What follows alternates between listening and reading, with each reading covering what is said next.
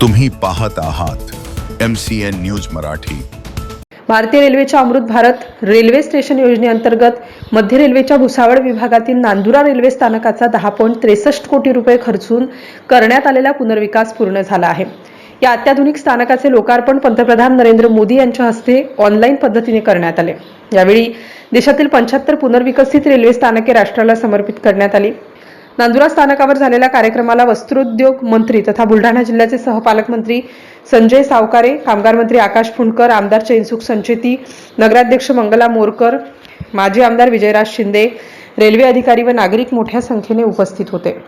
MCN news Marathi करिता Shaikh Aziz Mohammed, Nandura. Railway सुंदर railway और सुरक्षित रेलवे ये प्रमाण आपने कायम कर दिया है। इस वजह से लोगों का विश्वास रेलवे पर बढ़ा है।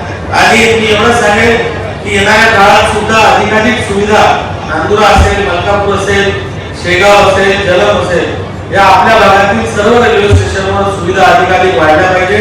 मग ते स्वयंचलित पायऱ्या असो, लिफ्टची व्यवस्था असो, पिण्याच्या पाण्याची व्यवस्था असो, अशा अनेक व्यवस्था येणाऱ्या काळात आपल्या सर्व रेल्वे स्टेशनवर होणार आहेत। आपण यासाठी मेहनत पाठपुरावा करत असतो आणि येणाऱ्या काळामध्ये मैं गैर आपसे विनती करूंगा कि सर हमारा शेगाव, खामगाव यहाँ से एकाधिक वंदे भारत आप मुंबई तक चालू करवा देंगे।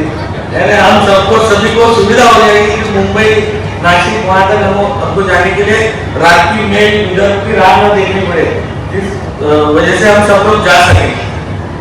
आज इस कार्यक्रम में आपने हम सभी को बुलाया। नांदुरा से शुरुआत करो।